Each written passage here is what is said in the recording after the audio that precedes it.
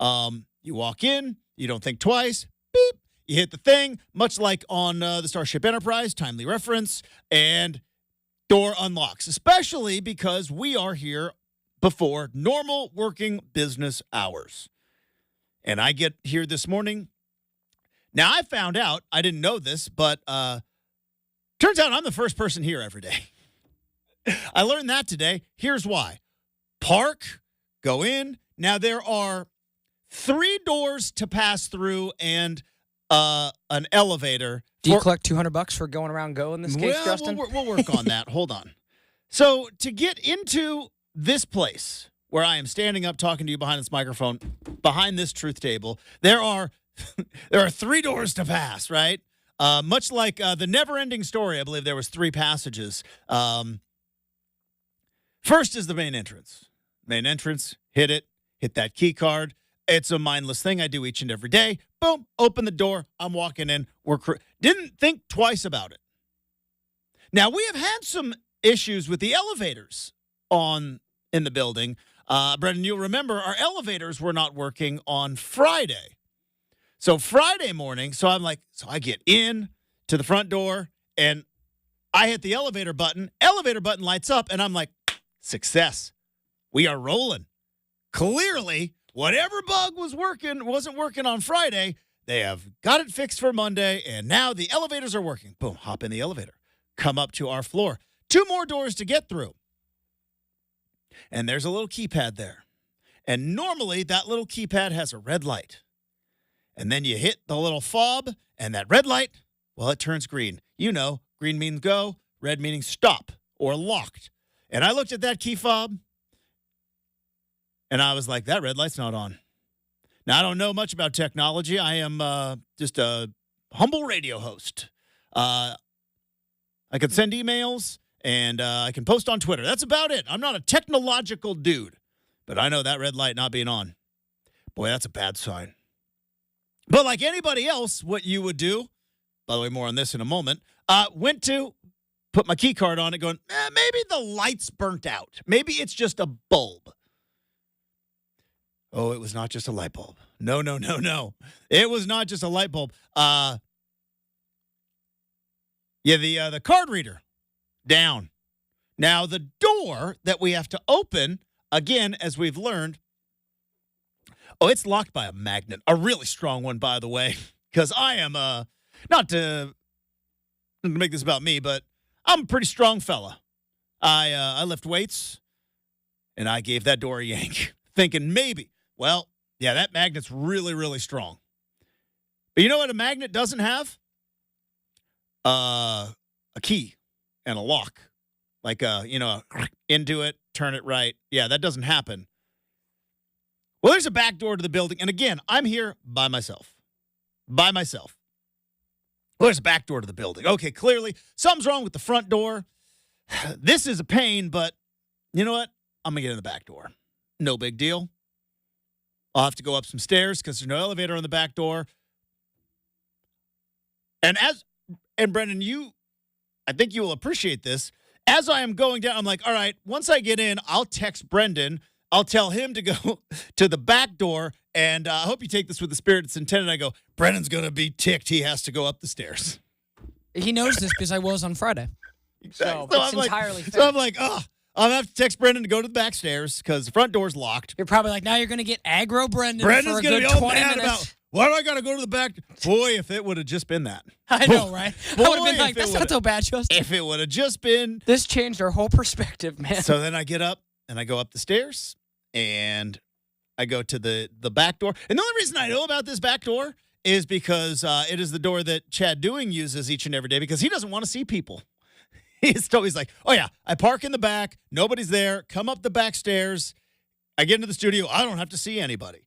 So I know that back door is there. If I did not know that knowledge from Chad, I don't know if I would have known that back door existed. Either way, go up there, look at it. Oh, card reader with the red light. Yep, red light's not on. I'm like, this is really bad.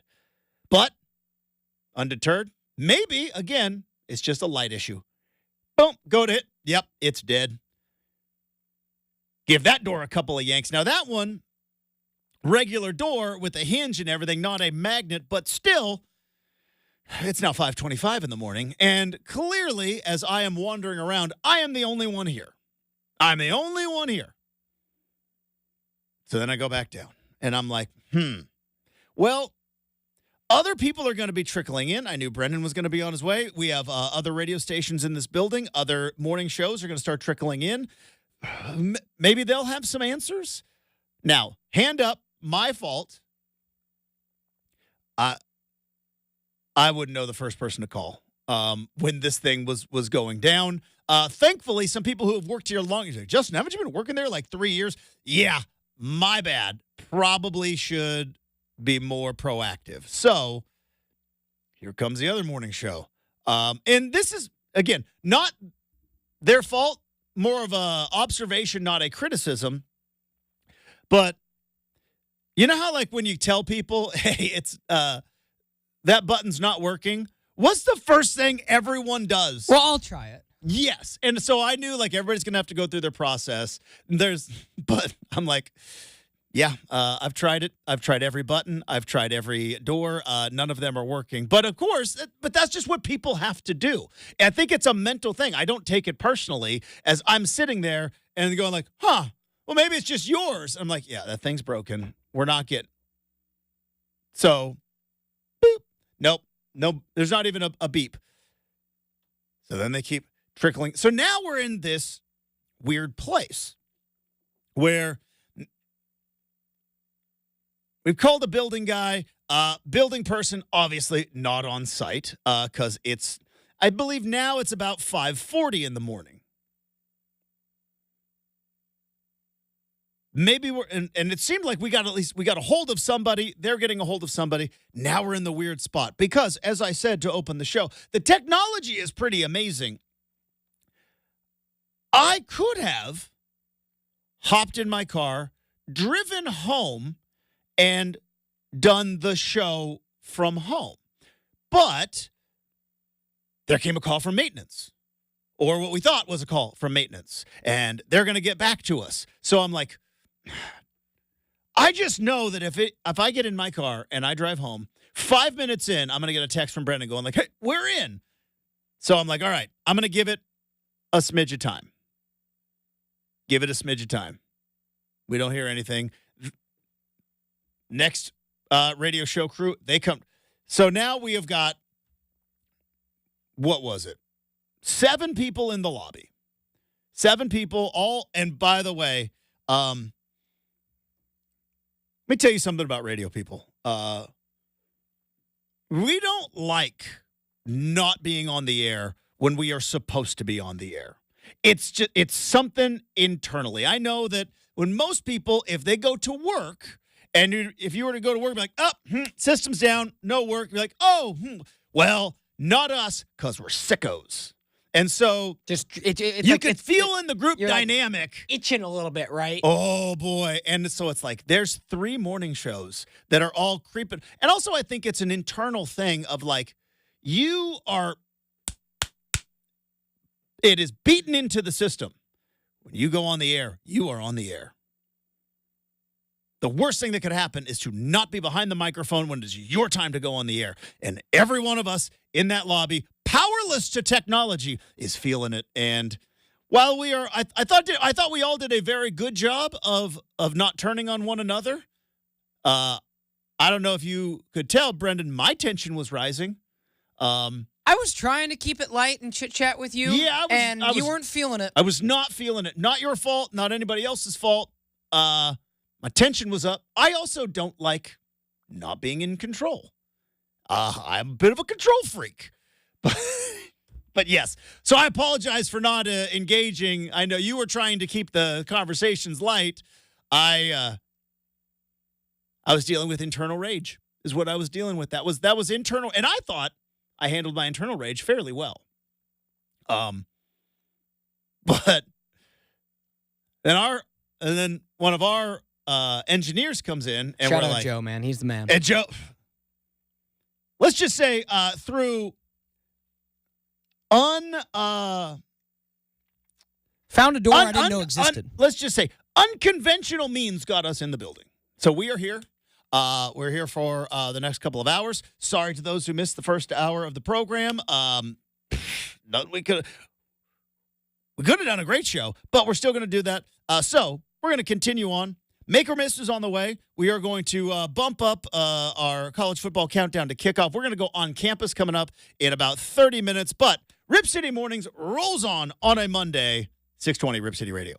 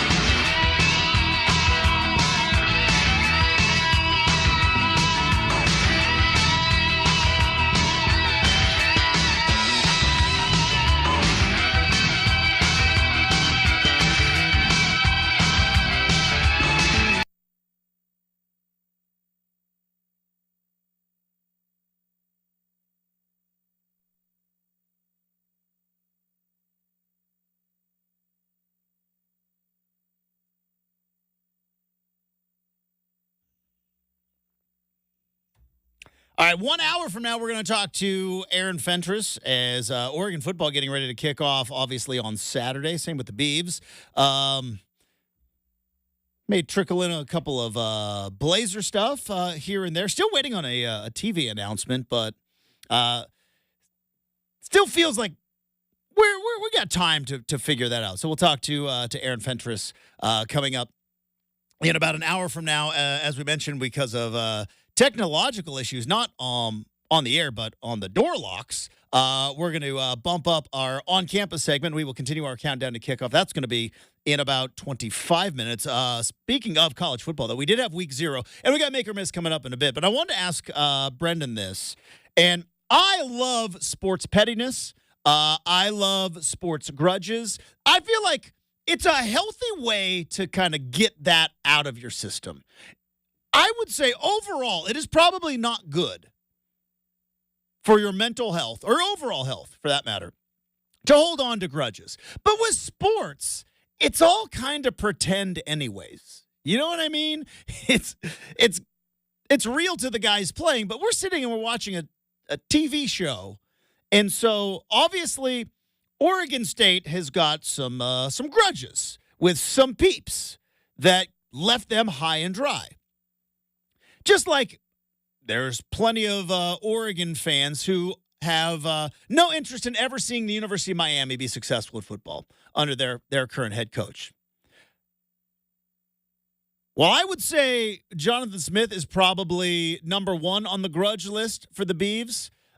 Where's Florida State and DJU, and how much Schadenfreude did Beaver Nation get on Saturday? That is joy in the misery of others. It's a German phrase. Joy in the misery of others. How much Schadenfreude did Oregon State fans have watching DJU get embarrassed on kind of top 10 team to Georgia Tech?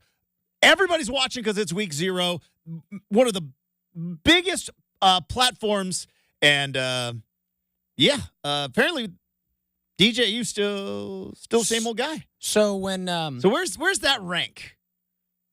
Last week when I had jumped on here and said the whole good is the enemy of great, very average quarterback. Mm-hmm. Yep. Did you not see that play out on Saturday? Boy, I did. Okay. Boy, I did. So, to Justin's point. Well, I've talked about this with DJU almost from when he left Clemson, and obviously his time in Corvallis. The problem with him is he's not like a complete and utter bust.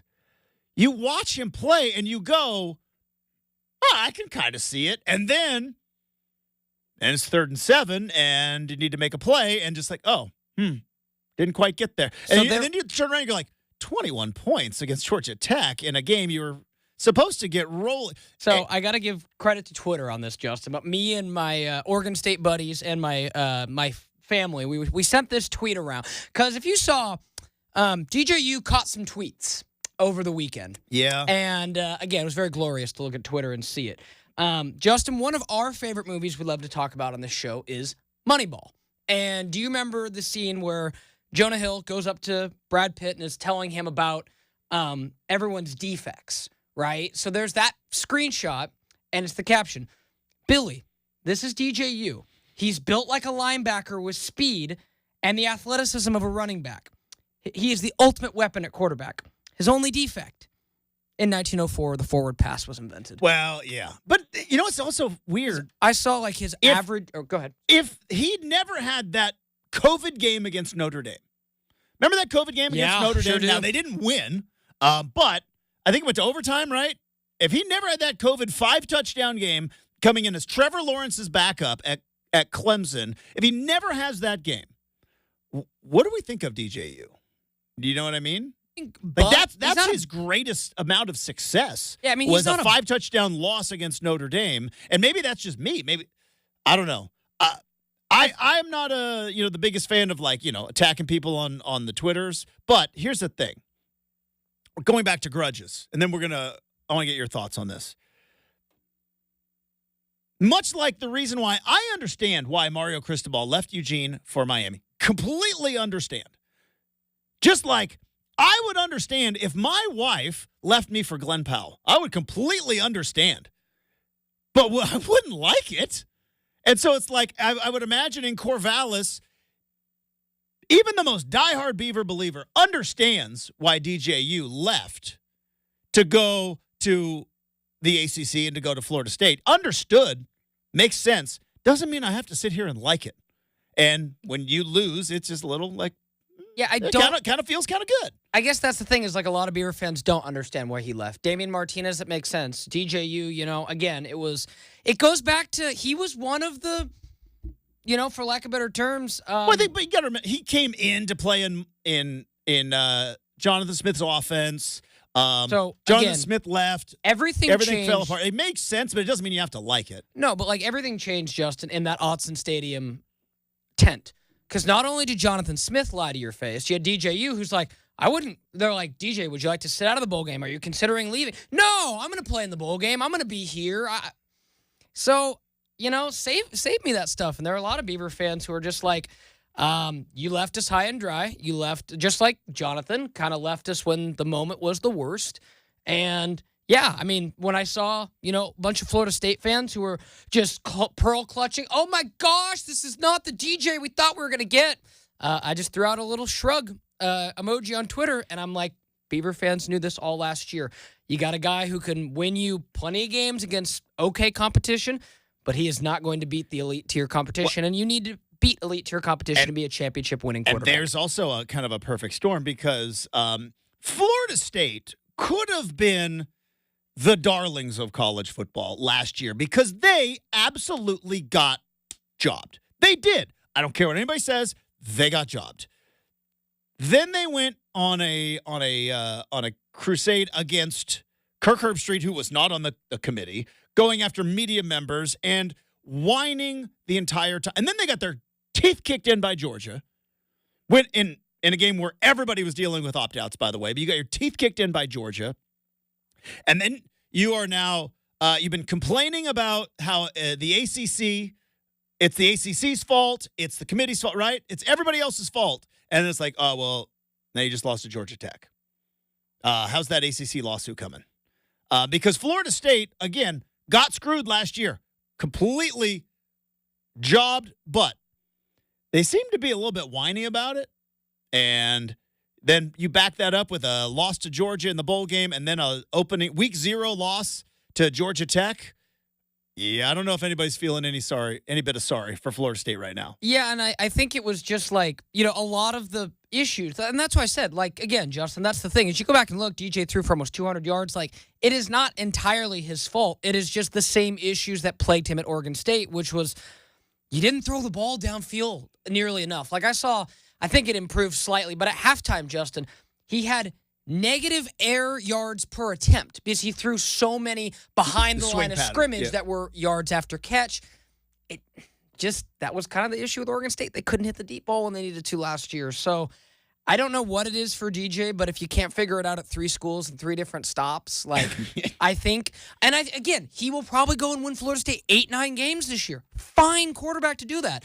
But the championship and I know that's really mean to say, Justin, but isn't that margin between good and great very razor thin, and not everybody can? Well, exactly. It's 100%. But that's why college football is crazy because in reality, right, there's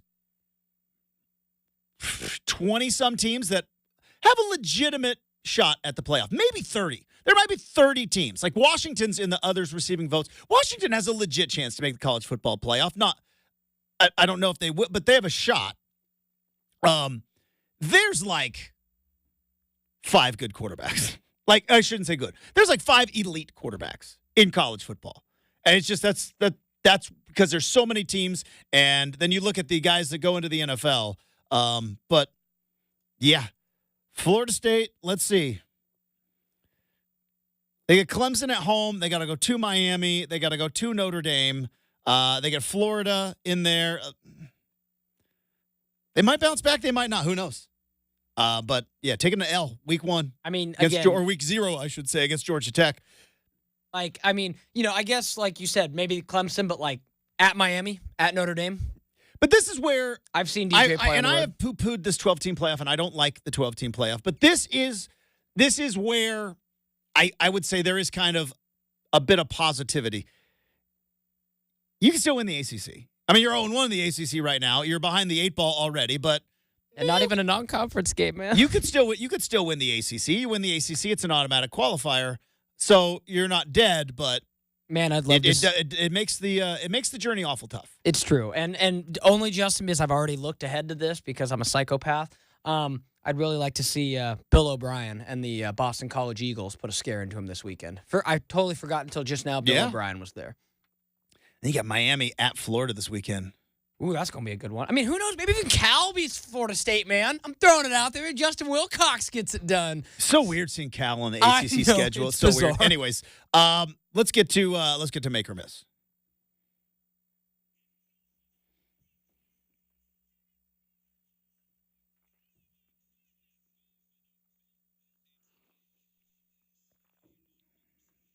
All right, Justin, we got to start off first because it feels weird. Like make or miss feels too early. Like this doesn't. We're sitting out in the lobby for an hour It and a doesn't half. feel quite right. Nevertheless, It is weird how time works when you're in a situation like that. Because if I say, boy, we're stuck. Because I was here at 5:15, we got in the building at 6:50. It was an hour and a half, and you would think, man, how awful was that? But it's like. Every 20 minutes, like, oh, there's a phone call. Here comes in 15 minutes. Oh, we might have some hope. And it's just like, it just snowballed to where I like looked back and was like, yeah, we definitely been here an hour and a half. And we did learn sitting out in the lobby. We did learn too that sometimes the fine folks below us will visit up to this floor too, Justin, for the restroom facilities. So that was an interesting little howdy. We're gonna get make or miss real quick, but this yes, I shouldn't say this poor guy, but like so. We're in a multi-level office that has been fairly empty since COVID. Fairly empty. There are 4 floors. The 4th floor is completely vacant. There's nobody up there. But the 2nd floor is some sort of call center. I don't know what they do down there, but there's some sort of call center, and they're here on East Coast time because they're here when we show up. And there's a good chunk of people, and like, this guy probably thought, you know what? When it's bathroom time, I just go right over that 3rd floor because nobody, like, once we're in here in our lobby where the bathroom is, there's nobody there until like 8 o'clock. And he's like, dude, and he walked up there to go use the bathroom, and it was like, there's 7 people sitting out in the lobby. And they all know exactly what I'm doing.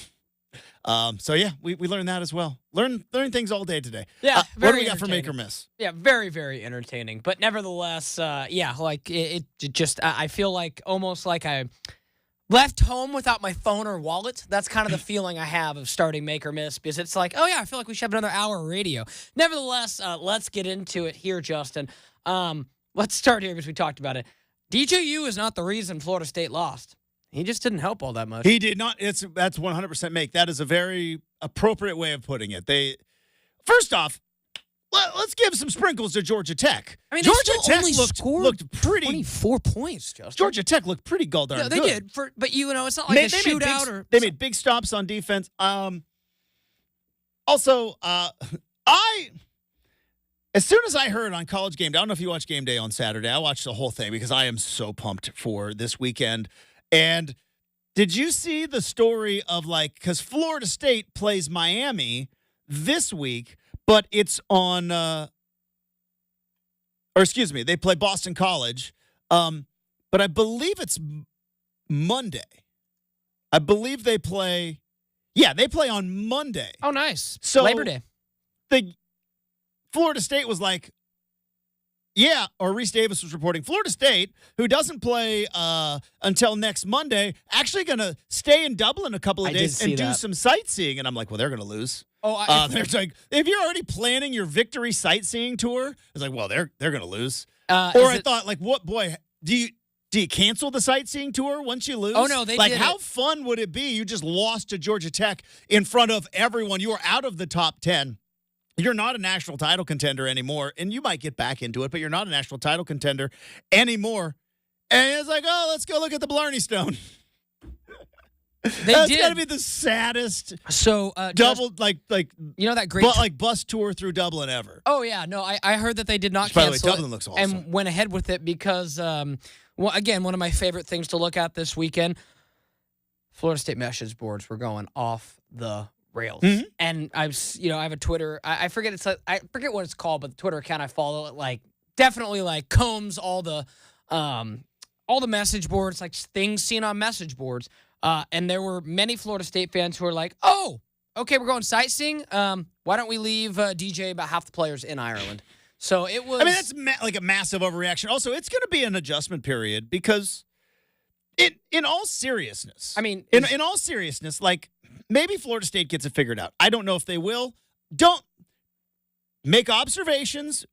First couple of games, don't make conclusions. It's a fool's errand to try to draw conclusions as opposed to making observations. Now, my observation was DJU does not look dynamic. He looks good. He does not look dynamic. He does not look like maybe the game-changing because what was it? Jordan Travis was their guy last year. That guy was dynamic. They don't got that guy right now. But it is going to take an adjustment period for rabid fan bases to understand that when you take a bad L early, you're still okay. Now, like you said, Brenden, they lose to Boston College. They lose to Cal. They go and lose at Duke, which is Duke. Who's Duke's quarterback? The old Texas guy, right? Mills. Malik Murphy. Like, you could lose now. Then it's time for the message board to go wild. But it is going to take an adjustment to realize, like, no, you can still win the ACC and get back in that whole playoff thing. It's just now going to be a rough ride. It's going to be a rough ride. Which, speaking of rough rides, boy, that Dublin sightseeing tour could not have been fun. I look at this as like, I get it. Georgia Tech might be a little bit better but like Georgia Tech is not usually a power. And again, the team that went 7-6 this last year. Who, Georgia Tech? Yeah. And really should have went 7-7 because if Mario Cristobal knew how to take a knee, remember, they lose that game. Actually, you're right. They wouldn't have made a bowl game. They would not have made a bowl game if Mario Cristobal had taken a knee in that game. Right. So I'm going to go out on the limb here, Justin, and say that Georgia Tech was not hands and feet better. I'm going to say better because they are a power team, but I'm going to just, because they were pretty good last year too. I'm going to go out on a limb and say not hands and feet more talented than who DJU opened up last year with as an Oregon State member playing San Jose State on the road. I think it's comparable. You think it's comparable, San Jose State to Georgia Tech? Well, we got to wait and see. This is the thing with all the transfers and everything else. September is going to be like a learning curve in college football. And for a long time, Georgia Tech has been irrelevant as a football program.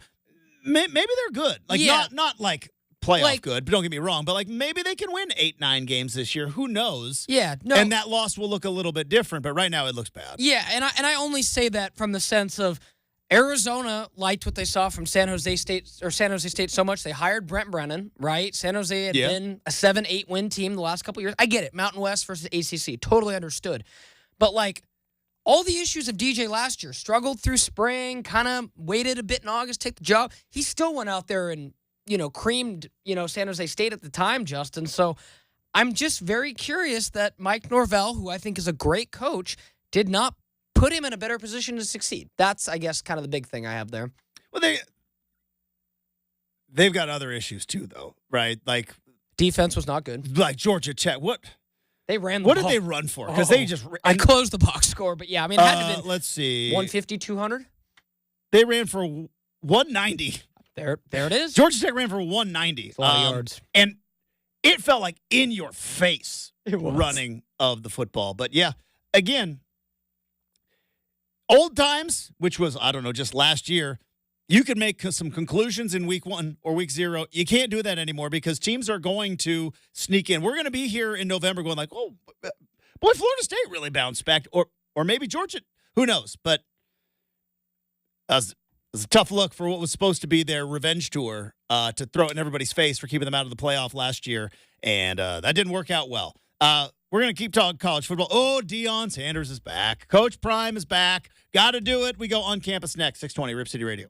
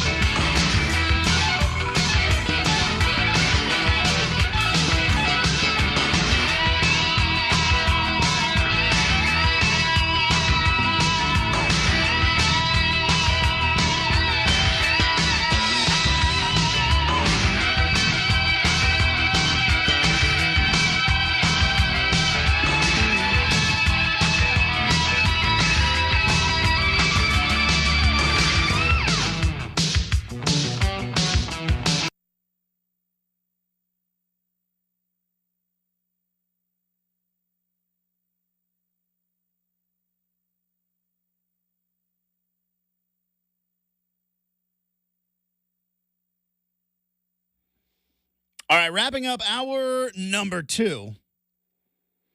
Oh, that's a good Chesney song right there. It's Your producer may have been hard at work. I love it. It's a little bittersweet though, because like I always think of like Chesney as like the summer, right? Summer's over. It's over. Summer's over. Not yet, Justin. We still got some. It's gonna be so hot at Reeser and Austin this weekend. Can't say that yet. Weather and sun to me is not the determining factor of summer. It is in terms of responsibilities, right? Because we all went to school here in Oregon, right? September at school was like, it's always like 80 degrees in September, but like it's just sitting on my back porch last night, watched a little NFL preseason football because I'm a sicko. And I was like talking to my wife, and I was like, "This is it. Summer's over. We're going to football next week. Got a fall wedding to go to. Got a football party that we were planning at the house. All that's like, summer's over, which isn't all necessarily a bad thing. But it just kind of hit the realization yesterday. While the weather is going to be nice, usually nice weather in the summer, Brenden, means weekend excursions. No. Weekends are for football now. Weekends are for football now. NFL doesn't take over this Sunday yet, Justin. Not quite. Not this quite. Sunday's free. But there's gonna be really hot outside. There's like a pretty good game Sunday too. River time. And they're like a top 25 game. With this, they're USC maybe? Is that Is USC? USC LSU? Yeah. Wait, I will be that's out of commission, enjoying the last 90-degree day of summer. I don't think that's Sunday. I don't know. I don't have the schedule in front of me, but I do have my handy-dandy little countdown, which says it is 5 days. 5 days until Oregon and Oregon State both kick off their season at Reeser and at Autzen, respectively. It is now time to go on campus. Here we go.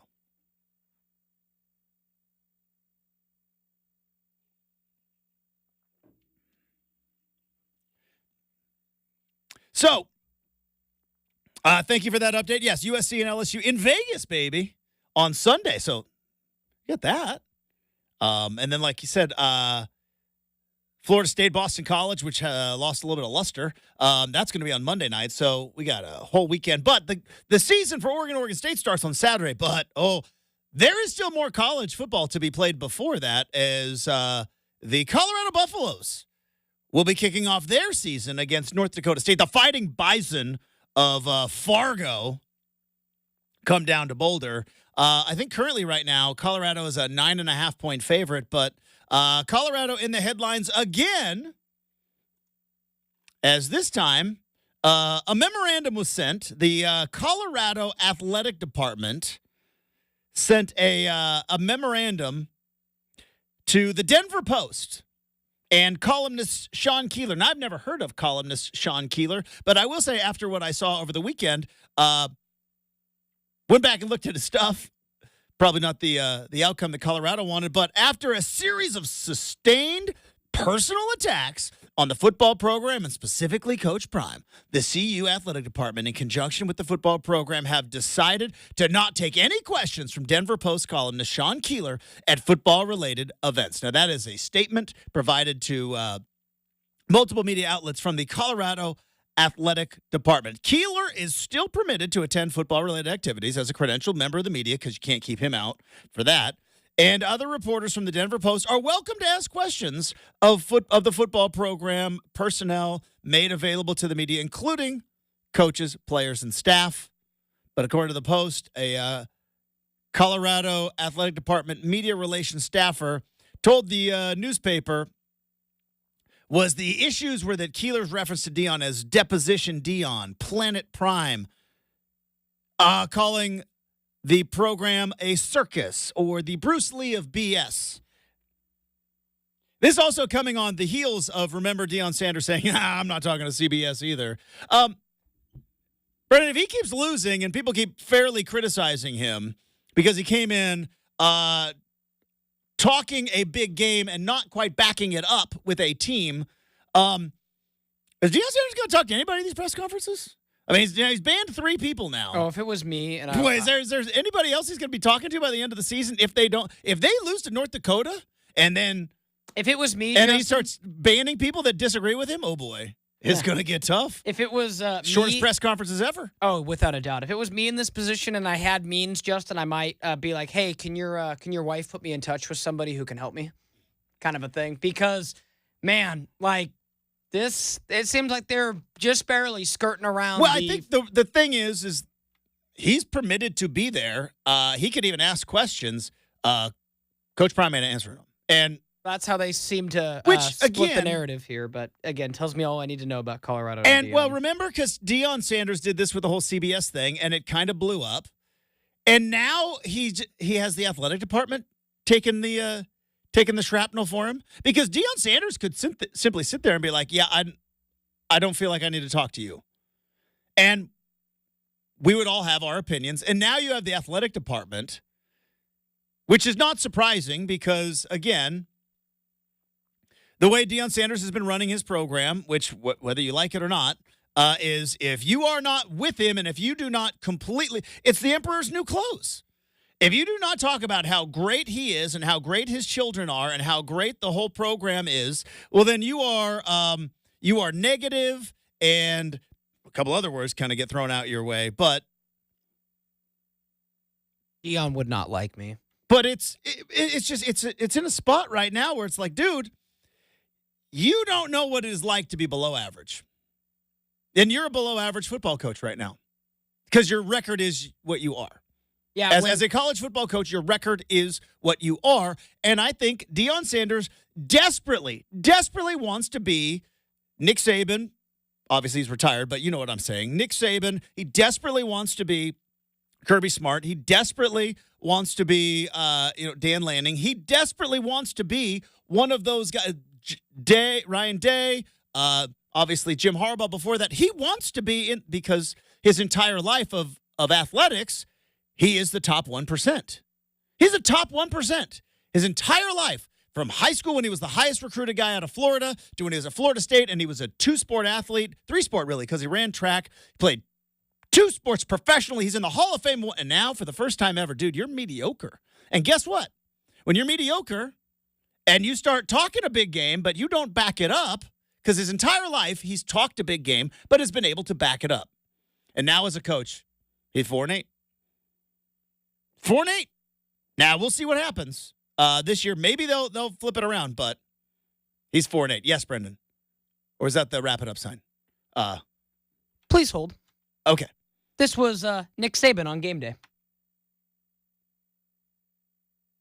I'm all for Coach Prime, man. He's doing a great job at Colorado. Mm-hmm. His son is a great quarterback. Sure. And I think that'll be the difference in the game. And I think they'll take the next step in terms of a team this year, and they'll start out with a win the first week. What's the next step if you started off 3-0 last year? Oh, hey, gotcha. Here you go. Yeah, like the Coach Saban and Prime, they have the Aflac thing. Anyways, coming up, we've got third hour of the big show. Aaron Fentress joins the show. We got an RCA mailbag and a whole lot more next. 620 Rip City Radio.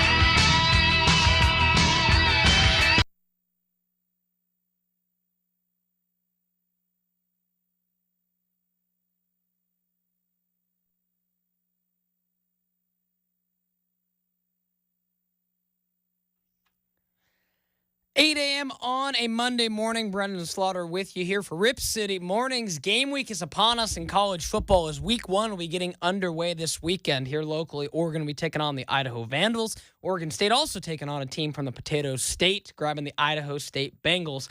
Both those games are at Reeser and Autzen this weekend. But some major noise happened in week 0 of the college football season this weekend as Georgia Tech stunned number 10 Florida State on a last-second field goal, 24-21 in Ireland. However, Florida State's still going to sightsee in Ireland, so take that for what you will. And the Seattle Seahawks took down the Cleveland Browns 37-33 to close out their preseason slate. NFL will be getting kicked off the weekend after Labor Day. Coming up here in about 20 minutes, we're going to catch up with Aaron Fentress, talk some Blazers, talk some Ducks, talk a whole lot more. You've got Hour 3, Rip City Mornings on a Monday.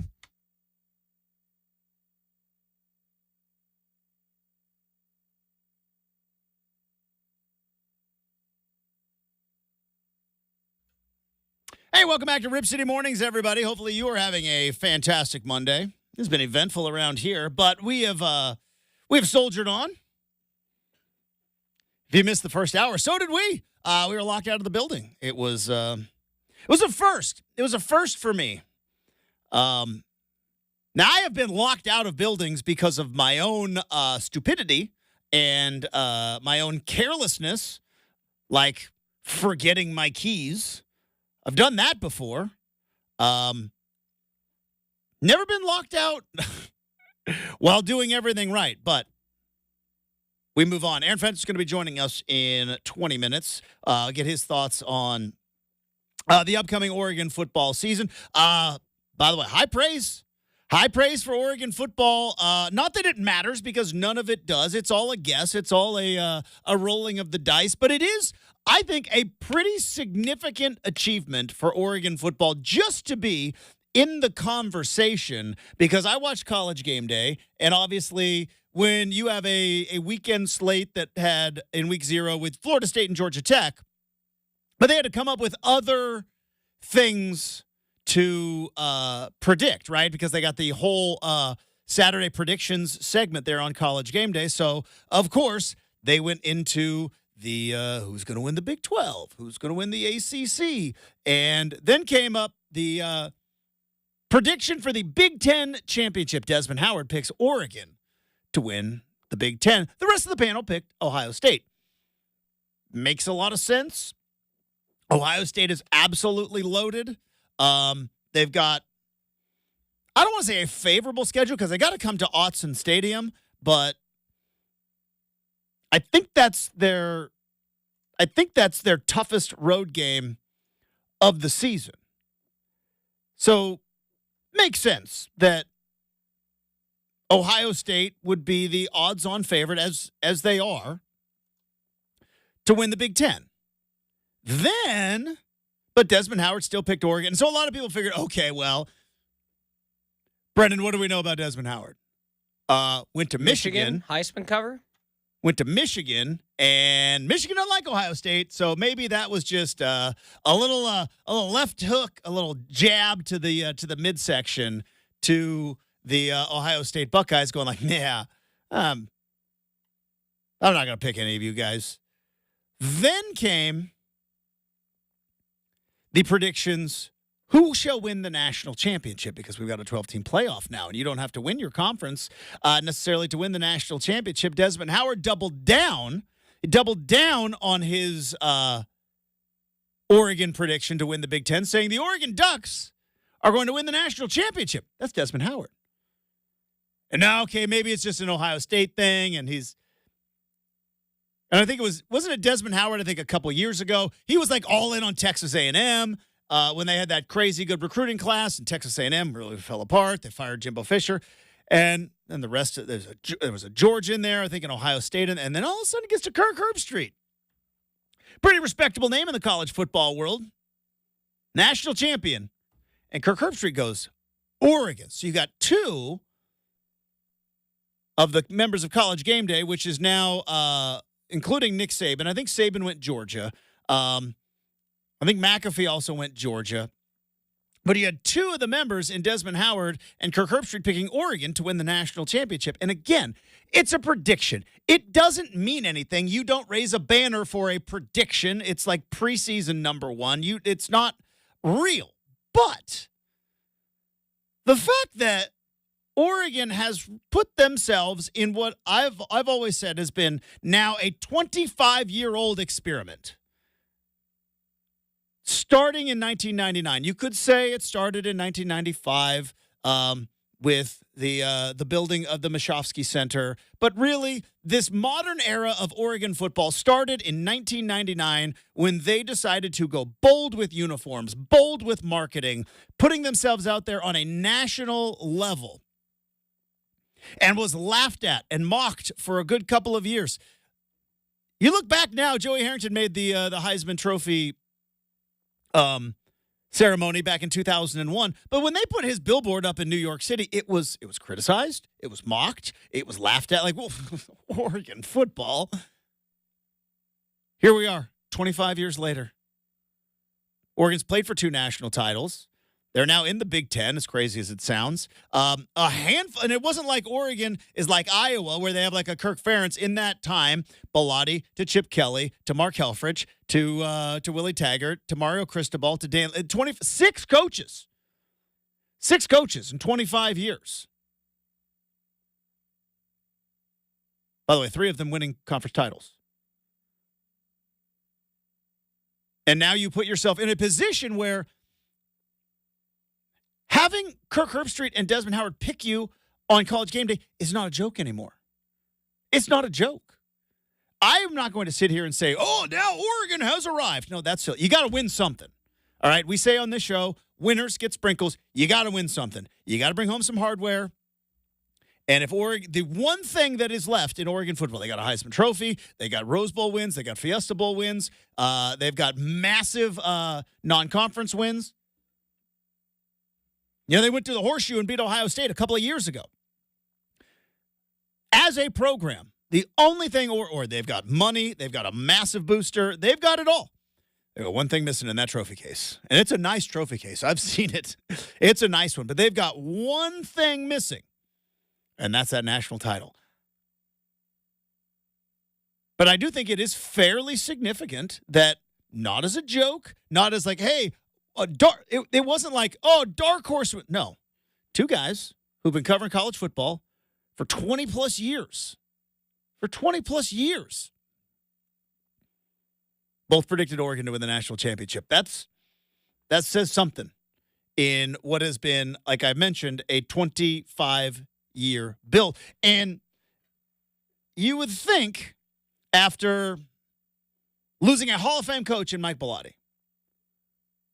all right, well, they're going to take, nope. You go right into Chip Kelly. And Chip Kelly hit the ground running after losing to Boise. But winning the conference his first year. Taking Oregon to heights that we've never seen in those 4 years under Chip Kelly. And then you figure, okay, well, you got the hottest coach in America, which he was at the time. 2012. Chip Kelly, hottest coach in America. 3 different NFL teams wanted him. He ended up going to the Philadelphia Eagles. Figure, all right, as a program, you lose a Hall of Fame coach. You lose the hottest coach in America to the NFL. Clearly, not going to be able to do it again. Yeah. 2 years later, they win the Rose Bowl by 39 points, and they're playing in the national title game. Now, with the Heisman Trophy winning quarterback 2 years later, coached by Mark Helfrich, by the way. 2 years later, Mark Helfrich would be fired. And you figure, okay, well, you fire Helfrich in 16. You get a one-and-done Willie Taggart in 17. You figure, okay, well, Oregon's going to take a dip. No, 2 years later, they win the conference, beat Utah in Vegas. Yeah, tough loss to Arizona State. But go down to the Rose Bowl and win the Rose Bowl for the 3rd time. Remember, before the 2011 season, Oregon hadn't won the Rose Bowl in 90-some years. Lost in 09, lost in 94. I think lost 54. I could have that wrong. It wasn't until they beat Penn in, like, the teens 90-some years. And from 2011 to 2019, in an 8-year span, Oregon had won the Rose Bowl 3 times. So you figure, fired coach, a one-and-done coach, and then another coach leaves 4 years later. No way they can survive this, right? No. 3 years into Dan Lanning, still has to win a big game. Do not get me wrong. Still has to win a big game. But the fact that 3 years in, and you look at Bellotti retires, Kelly goes to the NFL, Helfrich gets fired, Taggart leaves after 1 year, Cristobal leaves after 4. Dan Lanning comes in with no head coaching experience. You got 2 guys on College Game Day predicting that you could win the national title. I know it doesn't mean anything, but it doesn't mean it means nothing. It does. And I know I am the Oregon homer. And say what you will, but it's a pretty significant accomplishment in when we look at this 25-year experiment of, hey, you went from being the plucky little team out west, right? 94, miracle season. By the way, lost 4 games that year. We don't talk about that. And I think when people go like, Justin, why do you hate this playoff so much? Well, because I go back to 1994, which is the most significant season in Oregon football history. And if you were to go back and have that season the way, they would have made the playoff. And they would have been mocked and ridiculed. And it was like, this is such a joke. How is Oregon? The most special season in Oregon football. They lost 3 regular season games. But they won the conference and they went to the Rose Bowl. It was a significant step in the right direction that they built off of. Now, winning the conference doesn't matter. Oregon won the Fiesta Bowl last year, beat Liberty. Doesn't matter. People are opting out left and right. 94, 95, they go to the Cotton Bowl. They got beat both times in those bowl games. And they were the plucky little team out west. A lot of offense, good quarterbacks. Bellotti's a good coach. And then all of a sudden, the athletic department goes all in 1990. We're wearing these uniforms. What? What are those? Turn over the program, almost all of its marketing to Nike. 25 years later. Not a joke, not a dark horse, not a, hey, if everything. No. Legitimate college football media members have the Ducks going not only to the playoff, but have them winning the national championship. Say what you will, that's a significant accomplishment. Not going to hang a banner for it. Not going to put a trophy in the trophy case. Wouldn't that be funny? You just take like a picture of like Herb Street and Desmond Howard with the graphic. Picked to win the national. Obviously, nothing there, but can't deny that significance, what we saw on Saturday. We're going to talk to Aaron Fentress, friend of the program. He's going to probably rain on my Oregon parade. But either way, it's going to be fun. He's joining the show next, 620 Rip City Radio.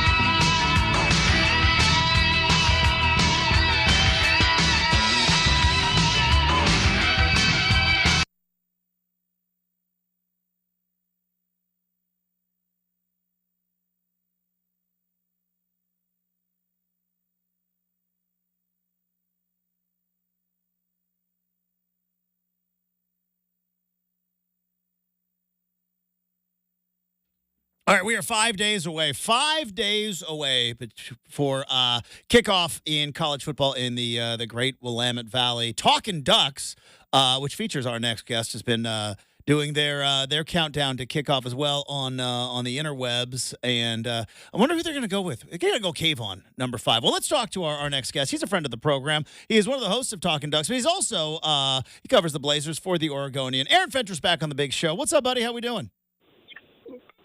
Man, I'm irritated. Okay, let's hear it.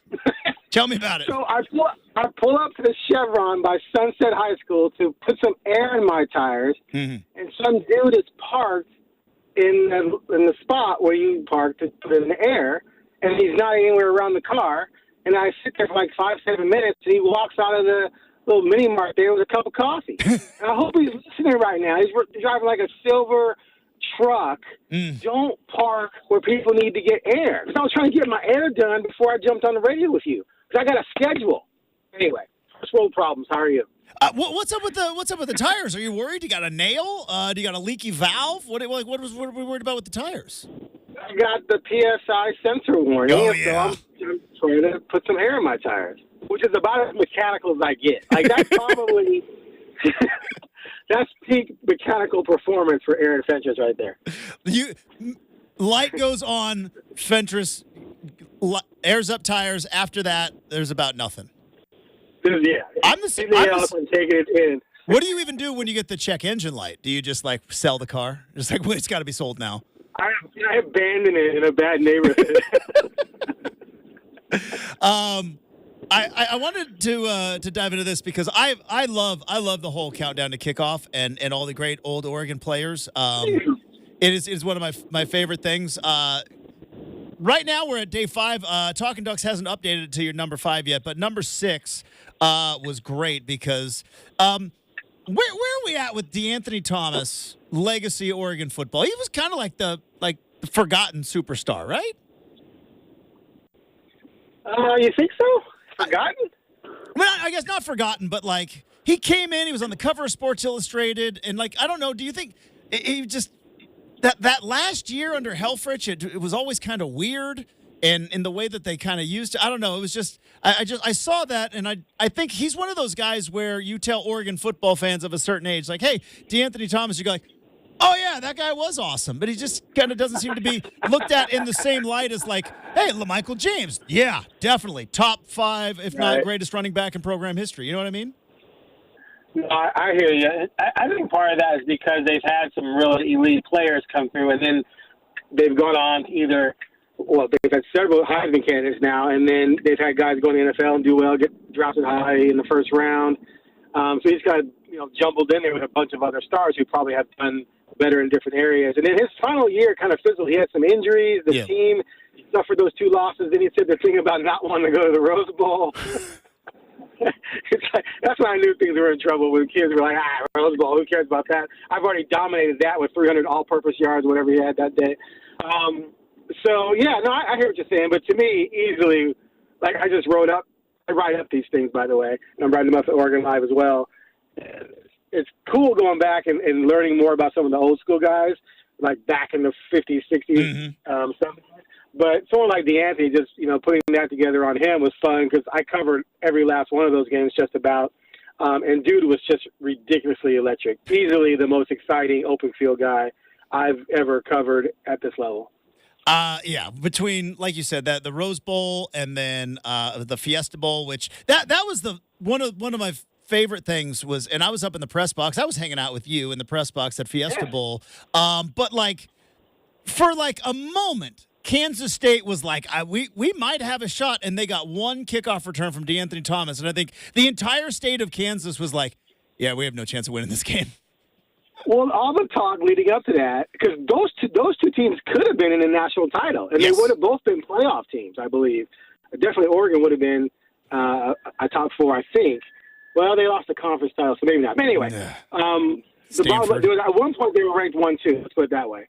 And so all the talk was about, Oregon's speed and could Kansas State keep up. But then Kansas State had the tougher, grittier team. We're going to grind it, blah, blah, blah.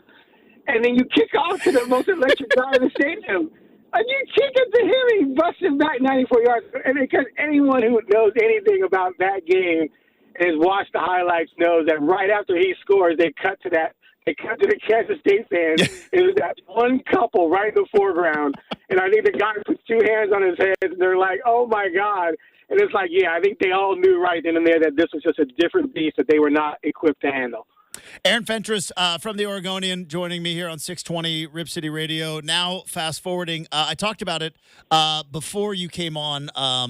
It doesn't mean anything. It doesn't mean anything, Fentress, but I don't think it is insignificant that when I'm watching College Game Day this weekend on Saturday, and both Herb Street and Desmond Howard both picked Oregon to win the national championship. Now, again, it's a prediction. You don't hang a banner for a prediction. You don't put a trophy case. But when you look at kind of the whole journey of what Oregon has been doing really since 1999, to kind of have a moment where you got two guys legitimately predicting them to win a national title preseason is pretty significant, wouldn't you say?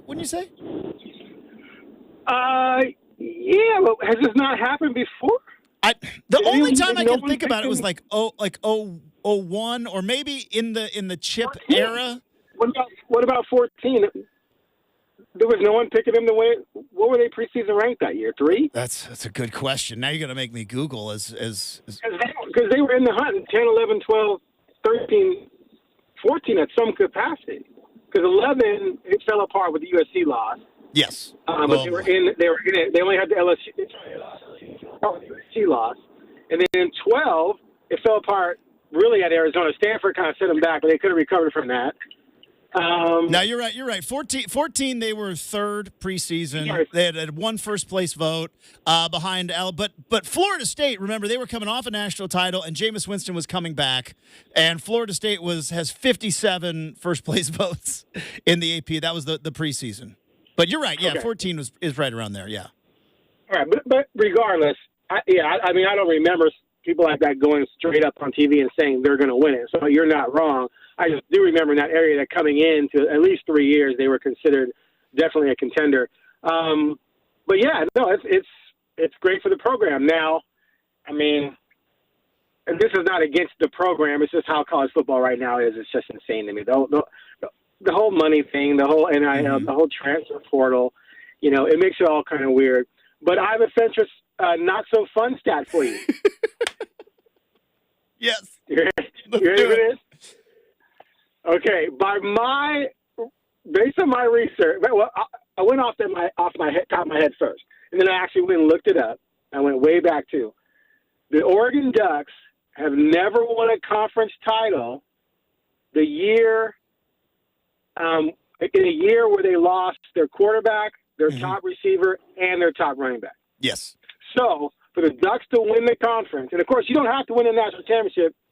Excuse me, you're gonna have to win a conference to win a national title right now, because the Ducks, if they go, 10-2, 11-1, or 11-2, lose the conference championship game or whatever, they can still probably get in with 12 teams. But it's just interesting. So basically, in order to win the Big Ten, they have to do something they've never done. It's always fun, fascinating. I love history, as you know, because you've been watching my countdown. Exactly right, and it's what half the time you come on the show. It's either you say something that irritates me and we argue, or we talk about when we used to hang out back in like 2012. Remember those times we used to hang out like every week? We see each other and goof off at halftime. Those days are gone. Thanks a lot, COVID. Anyways, but I wanted to bring up this because the thing that I do love about you, Fentress, is whether you are going to make me mad or not, you will keep it real, okay? And one of the things I have been hearing, because there's a lot of Oregon love, and I feel like there's a smidge of like people now kind of zagging on Oregon, going like, do they really think they're going to go into the Big Ten in their first year and win the conference? And like you said, with a new quarterback, a new running back, and all that stuff. But there's a lot of people that have said that Oregon is going to be in for not a rude awakening, but it's going to be a different level than what they have done in the Pac-12. Now, I've always been a Pac-12 apologist. I've always been frustrated because of the lack of respect the Pac-12 has had. But do you think, is that a thing where Oregon, in the years where they were in the Pac-12, where every once in a while you would get a a Cal team that wasn't very good, or you would get a not very good UCLA. Do you think it is going to be as tough of a transition as some people are saying going into now this Big Ten gauntlet? And obviously Ohio State and Michigan and Wisconsin are all on the schedule, but is that going to be a significant thing that maybe we're overlooking this year? Absolutely. Okay. Absolutely. There it is. Keep it real.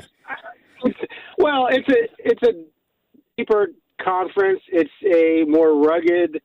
The teams are built differently, tougher conference. But I don't know if it's as substantial as others might make it out to be, especially with this era of team building. Mm-hmm. I think the era when you were relying on the shock value of the offense and your perimeter speed to elevate your program, which is what they did. I mean, those teams, when the Ducks went to the national championship against Ohio State, I believe they had 9 players drafted in the next 3 drafts, I think, mm-hmm. whereas Ohio State had 9 players taken in the first 3 rounds of the next 3 drafts, right? Yeah. And so that's why it's different, and a lot of that was interior. Now, that team, though, you had Armstead, and you had Buckner, you had Balducci, right? You had a pretty unique defensive line, and the offensive line had 2 or 3 NFL guys. But now, with being able, to and buying players helps. I don't use it to be disparaging because other teams are doing it, but the fact that you can go out and recruit and buy and get transfers to fill in certain holes, I think closes that gap, right? Because you're able to get guys that maybe back then you couldn't get. And I always maintain that had you had the NIL and transfer portal back then, the 2016 season wouldn't have been as bad because they would have just plugged some holes. So I think it's a thing week to week. I think they're going to have to adjust to some certain things week to week that maybe they didn't have to in the past. But the talent level is so high that I don't think it's going to be that ginormous. Let's put it that way. Yeah, and Aaron Fentress from the Oregonian joining us here on 620 Rip City Radio. Well, and I know you don't have the schedule in front of you because you're driving because somebody took the spot in front of the air. By the way, don't do that, okay? Don't park in front of the air compressor if you don't need to fill up your tires. Fentress might need to get the indicator light off. So I know you don't have the schedule. It should be a felony. It should be a felony. But I don't know. I hear people, or maybe it's just a couple people that I've seen on Twitter, and the algorithm puts it in my face because they know I'm going to get fired up about it. But sound like, Oregon's going to have to go to. They've been so used to just cruising through the Pac-12, they got to go to the Big Ten now. And Fentress, they're going to UCLA. They've got Michigan State at home. They're going to Purdue. They've got Maryland at home. I mean, I understand that there's Ohio State, Michigan, and Wisconsin, and I think Washington in November scares the daylights out of me, but that's a thing that Oregon's been used to dealing with. But it's like they got UCLA, Purdue, and Maryland, and Michigan State at home. Yeah, I don't feel like this first schedule is all that frightening. However, I mean, Michigan lost a lot, but let's assume they're going to at least be good because they won the national title. That's going to be tough. And then you have Ohio State, and then Washington lost, obviously, some dudes, so, who knows. But Washington on offense lost the same types of dudes that Oregon lost, and they got a transfer quarterback as well. So if Oregon can replace, Franklin, Nix after one of the most ridiculous seasons in college football history, then why can't the Huskies? But it's having all of those at one time. I mean, when was the last time you faced 2 Final Four teams, right? A national champion, conference. One was national championship champion and a conference champion. The other one who was in the finals was a conference champion that beat you twice. And we'll just throw Ohio State in there too. And then you have to go to Wisconsin. Like that. That's what people are talking about. You've been hard pressed to tell me when Oregon's faced something like that in the Pac. Right? Now, maybe when USC was running around with Leinart and Bush, and then you had someone else really good that year or whatever, but that's pretty daunting in comparison. So that's what people are talking about. And if they can get through this, if they can come out 10-2 and get to the conference championship game somehow, then, to me, they're probably going to get into the playoffs because you're going to have some quality losses in that run, especially if you I don't know. We talked about this before. If you lose the conference championship game and you're 10-3 in this conference, could you still get in? Oh, that's good. That is. I think, and because I do go conspiracy theory on this. Fentress, the Big Ten and the SEC are running this show. Okay. They're running the show. Right. If you were, let's say Florida State bounces back and ends up maybe only losing one other game to Clemson, and then they go to the ACC title game and then they lose, I think Florida State gets left out again. I don't think Oregon or a Michigan or an Ohio State team or even Ole Miss, a team in the Big Ten and the SEC, will not be denied getting at least both of their conference title game participants in. Or I think they burn the whole thing down and just play each other and call it a Super Bowl. Hey, that's true, because that's what you got to worry about. Like, if you're the ACC, you're like, we can't just, like, if the Big Ten and the SEC wanted to, they just break away from us, play their own Super Bowl, and we're screwed. Right. Well, exactly. So yeah, to your question, 10-3 Oregon, or I think Big Ten school who loses that game. That's a team that's going to be getting in. Real quick hypothetical, because the season starts this week and all the hypotheticals go away, which makes me sad because I love hypotheticals. I don't believe Notre Dame is going to go 12-0, but how funny is it going to be if Notre Dame goes 12-0 and they can only be the number 5 seed in the tournament? You know what? I have such a hatred for Notre Dame that I would laugh. But that's what they get for trying to be all special. Get in the conference, man. Join the rest of the world. Stop trying to be special. They would get what they deserve. So, yeah, that would be hilarious. All right. One last thing. Aaron Fentress from the Oregonian joining us here on 620 Rip City Radio. You're plugged in. You're dialed in. You're on the phone. You got your sources. What do you hear? What's the deal with the Blazer TV deal? What's going on? It's pretty much a given that they're going to do what the Kraken did. Okay. And they're going to do a local TV station. I do know for sure they've been in negotiations with at least a couple, and then they'll offer a streaming option as well. So I guess if you don't have any of the local stations for whatever reason, you can stream. So yeah, they're going the way of the Kraken, and no longer will be associated with a regional. It's kind of interesting how that all went from NBC Sports Northwest. They left for the Root, and then it just blew up. And there's Root's having some issues as well. They went from 3 teams to 2 teams to 1 team overnight, but the 1 team is the 1 team that owns part of Root, most of Root, I think. So, but yeah, I think it'll be better for fans all the way around. The games will just be on regular television, most of them. You still have cable? I just cut the cord, bro. Yeah, me too. I did last week. I feel great. I feel like I told producer Brenden, I feel like a millennial now. I'm just cutting the cord. And I haven't missed it at all. I got Fubo because Fubo had Root, but now that the Blazers aren't on Root, I might get YouTube TV. Yeah, I managed to because my cable bill was insanely high, and I presented it to my wife as that, hey, we're going to save some money, and we're also going to be able to get Sunday ticket. So it's like we're getting Sunday ticket for free. So far, she bought it, but we'll see. You can get Sunday ticket for free? No. Because of what I was paying for cable versus what I will be paying, it's like I'm getting it for free. See how you do that? Dude, the cable bill is like a car payment. It's insane. Yep, it's insane. So, good job. Hey, Fentress, hopefully the tires stay inflated. Hopefully the indicator light does not come back on. Safe travels, and look forward to talking to you again soon, bud. All right, buddy, later. There you go, Aaron Fentress, at Aaron J. Fentress on Twitter or X, obviously the Oregonian, and Talking Ducks, as we are counting down to kick off 5. Who's the best number 5 for the Beavs? Brenden, off the top of your head. Obviously not the guy last year. Was all time? Was Quiz number 5? No, he's number 1. I'd probably go Sean Canfield off the top of my head. Now, can I tell you one of my favorite things? There was a time when there was a lot of backlash against Mike Riley because he wouldn't play Sean Canfield. I forget who was the starter. It was ironic. It was, for a while, it was Ryan Gunderson, Sean Canfield, and Lyle Moyville. And it was like, and there was a time somebody put a sign up at Research that said "Can Riley Canfield." I remember that. Can Riley, like they want to fire Riley and play Sean Canfield.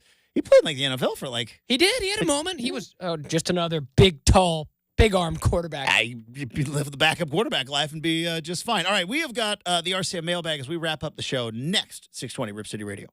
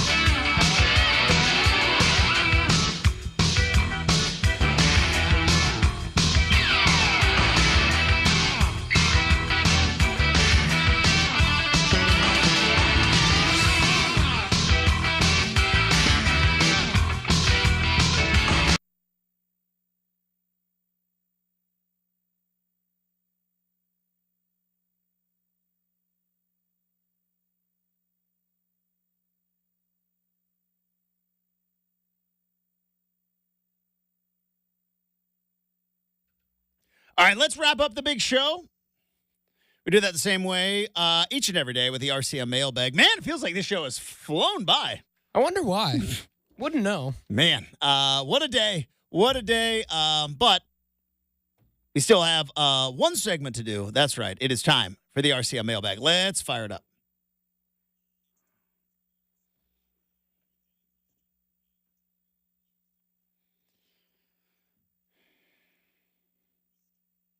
All right, firing up the big mailbag today, Justin. Gonna go ahead and just go extrapolation here, and I'm curious what your thoughts are. What is extrapolation? Like, what does that mean? Bigger picture. Big picture. Got it. Okay.